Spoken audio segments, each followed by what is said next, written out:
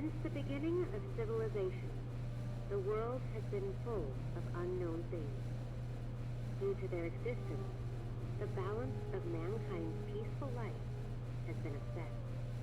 However, no matter how advanced our technology, no matter how great our scientific breakthroughs, there will always be anomalies that cannot be explained. We don't know where they come from, or what their purpose is. These questions plague mankind and affect our daily lives. It's because of this that we founded the SCP Foundation, an organization dedicated to containing anomalous items, individuals, and phenomena. The SCP Foundation is committed to maintaining the normalcy of the world so that people may live free of fear. While ordinary people live in the sunlight, we must fight anomalies in the shadows. We must prevent them from being exposed to the public, so that people may live in a rational and ordinary world. We secure, we contain, we protect.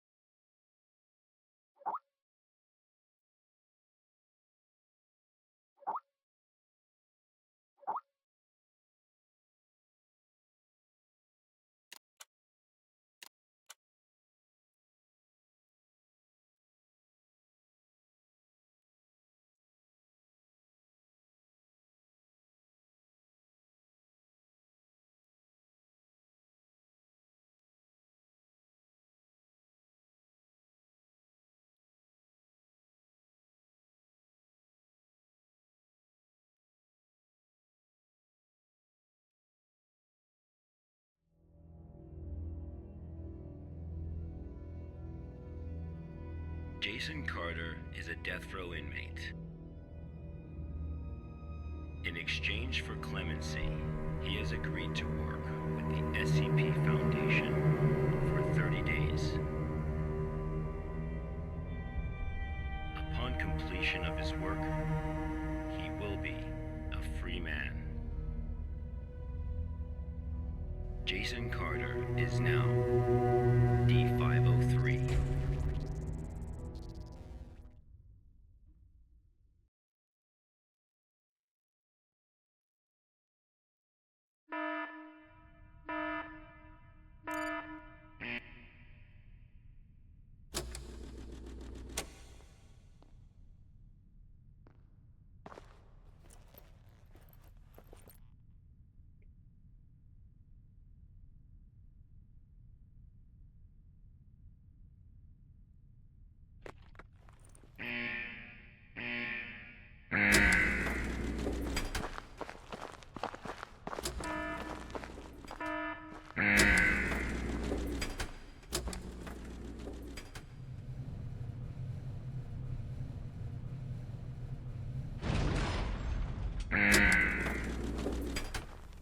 D503 was given no clear instruction of the task to be completed. He must find them out for himself.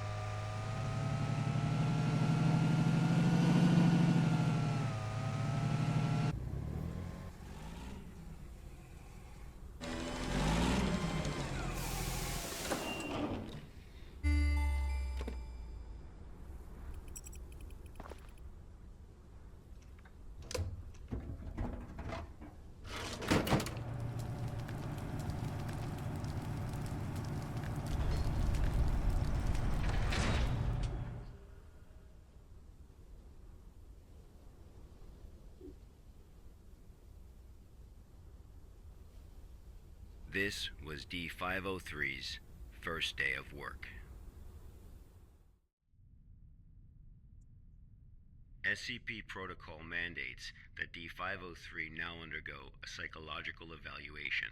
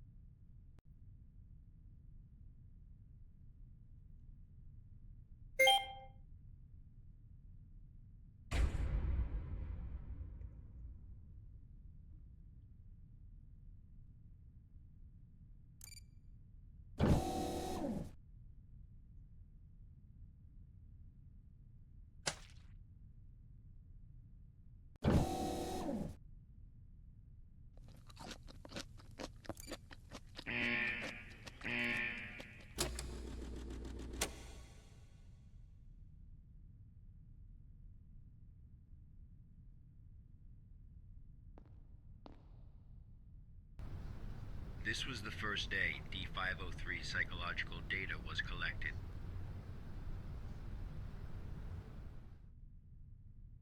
You're probably wondering, how can this job earn freedom for a death row inmate?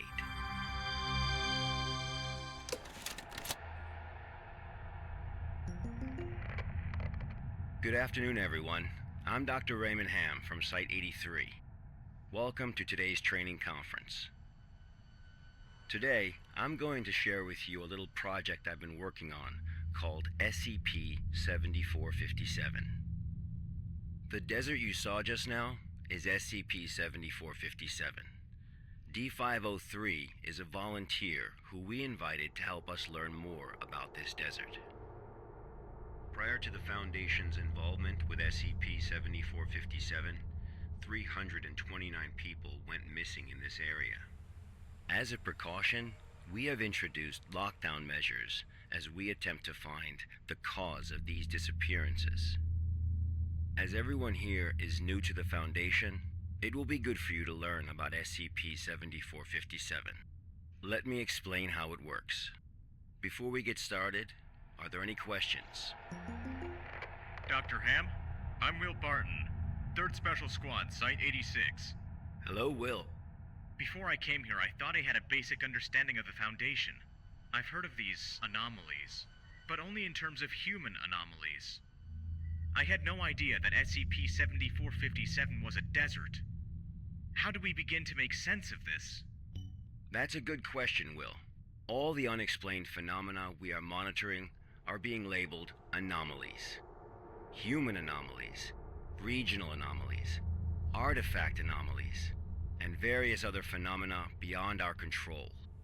The work of the Foundation is to isolate these anomalies and prevent the public from, shall we say, Okay, next question. Hello, Dr. Ham. I'm Mark Harris, a research intern from Site 27. In the video, we saw D503 picking up garbage in the desert. Why did it do that? And what does this have to do with anomalies? Okay, Mark. What I can tell you now is that everything you see is part of SCP-7457. SCP anomalies can be a little difficult to understand at first. Just know that it, or they, have their own rules. Perhaps you'll understand what I mean once we finish watching the video. Okay, let's move on.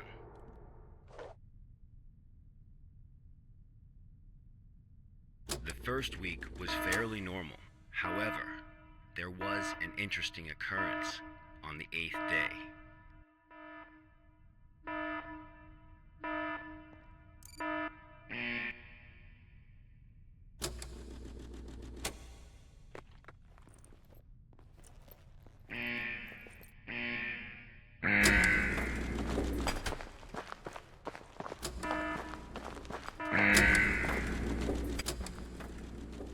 Let's have a look at what happened.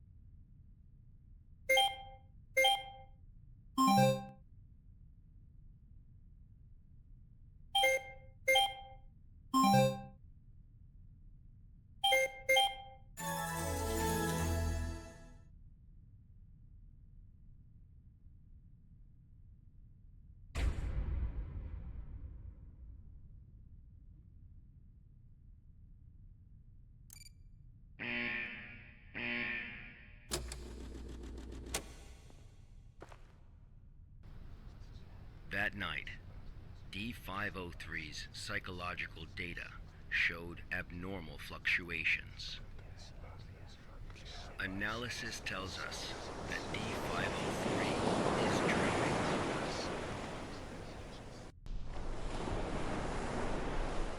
Unfortunately, though, we have no way of knowing what he dreamed of that night.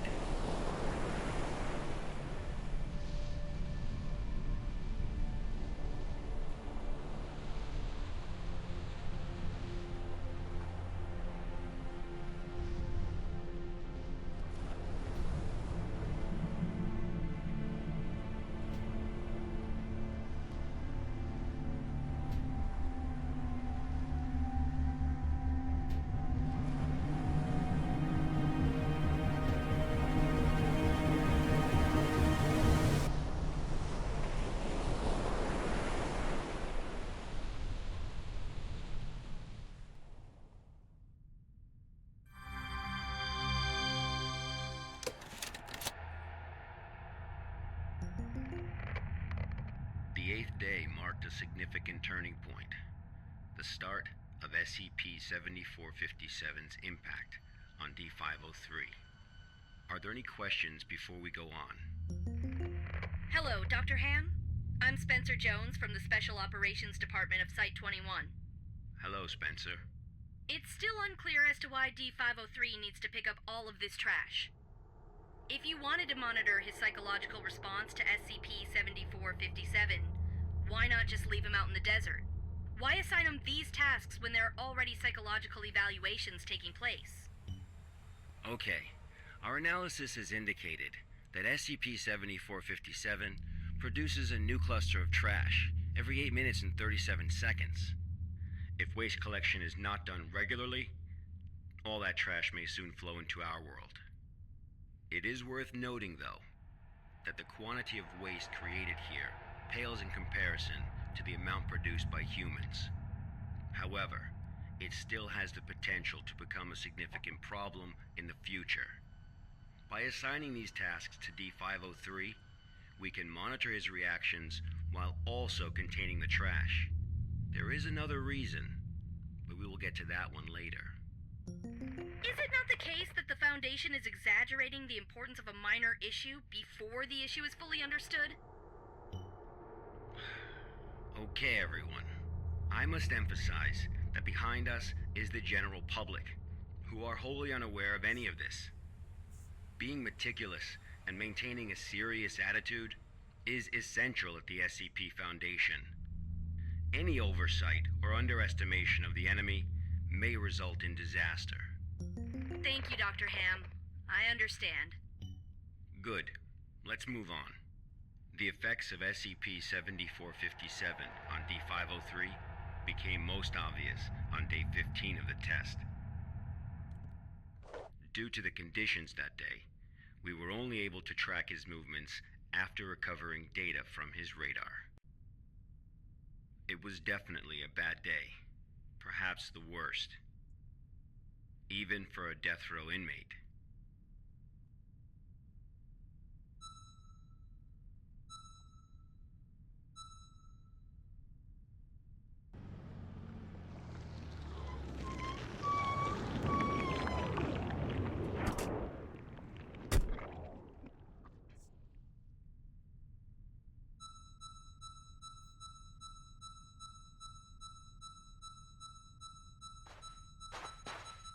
D503 found a radar that perfectly resembled his own.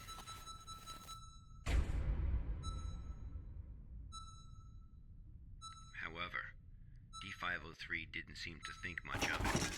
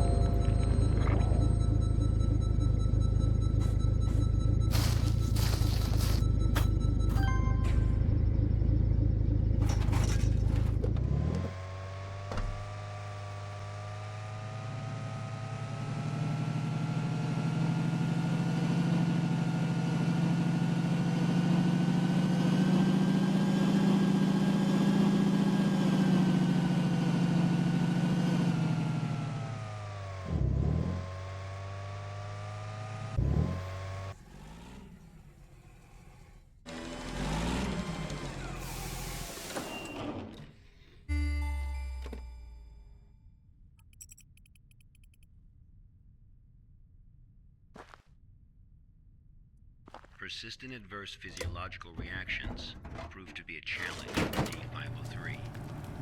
He still managed to complete his work on day 15.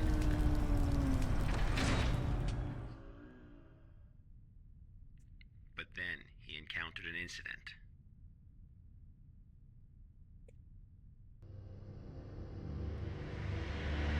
A sandstorm.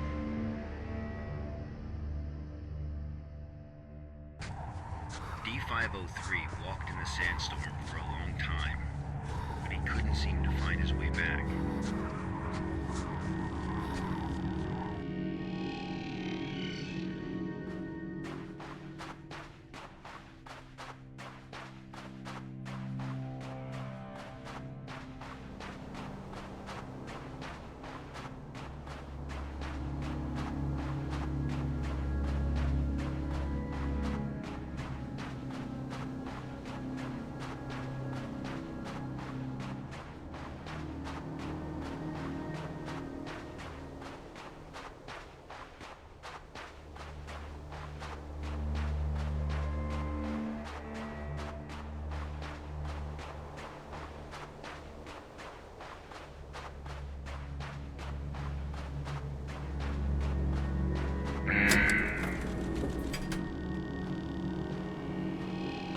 D503 managed to find a site just as he was beginning to grow weak with exhaustion.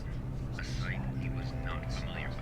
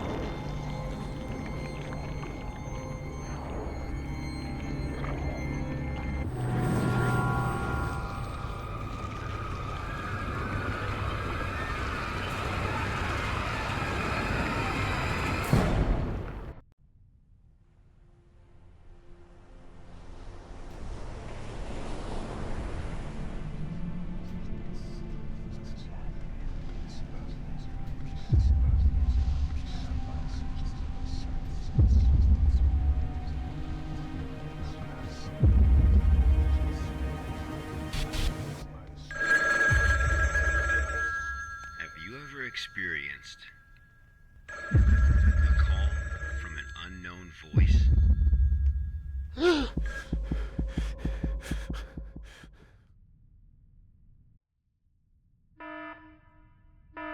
Approximately 13 hours later, a visibly trembling D503 returned to Site 8. We immediately performed a psychological evaluation.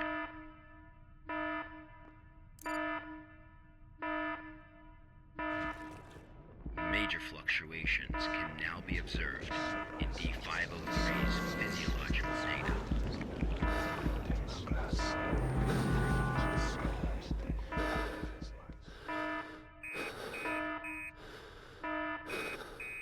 The results of the psychological evaluation were so troubling, we had to abort the mission.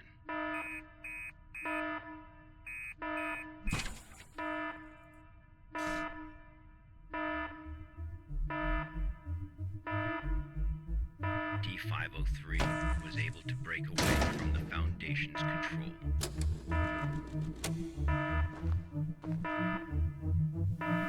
He has seen the test results of our level D personnel who were analyzed at SCP-7457. That's right, none of the level D personnel at SCP-7457 have ever been able to leave this desert.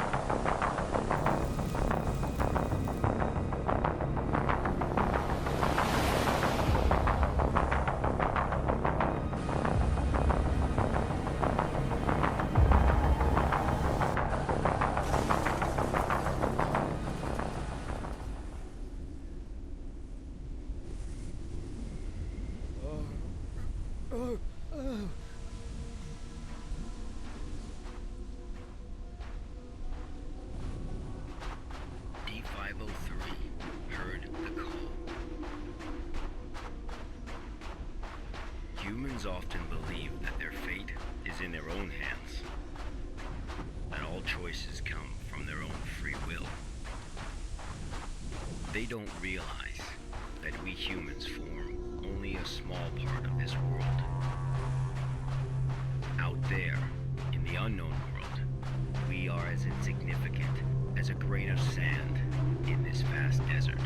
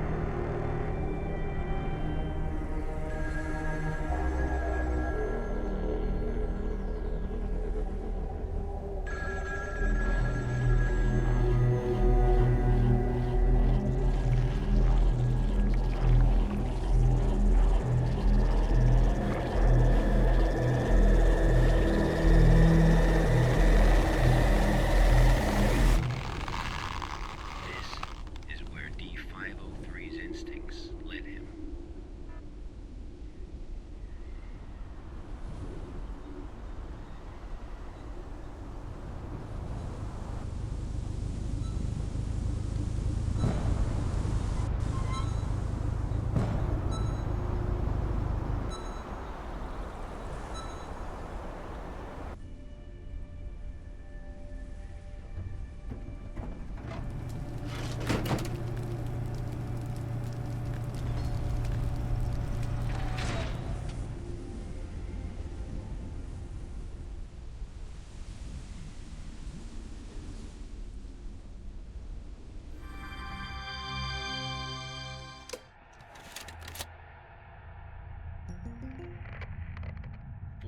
Days later, experiment participant D722 found the radar that had belonged to D503. The radar was 31 miles away from the waste treatment facility.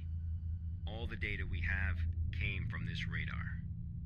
People entering SCP-7457 will suffer varying degrees of psychological stress within an acute period. It manifests as a range of neurological and mental disorders, as well as severe and unexplained hallucinations. So far, not one participant has left the desert unscathed. The Foundation has tested 31 Level D personnel in an area spanning 2,267 square miles. Our testing continues. When you work for the Foundation, you will face various anomalies. Some can kill you, some may drive you crazy, and some will make you feel that living is worse than death. Let this be very clear. SCP-7457 is just a taste of what you will face in the future. Before joining the Foundation, you were all leaders in your respective fields and industries. Researchers, special forces, FBI agents, national security experts. Well, SCP does not care how smart you are, how accomplished you are. It doesn't matter to them how many doctorates and titles you have. You are no different from helpless ants when confronted with these anomalies. Remember this. It is the most important advice you will receive. Do not take risks. You will die. You are not as special as you think you are. If you encounter an anomaly, put your pride and curiosity aside. Run. Because that's the only thing you can do. God won't protect you here. Welcome to the Foundation, rookies. I'm Dr. Raymond Ham, and this ends the first class of our employee induction program.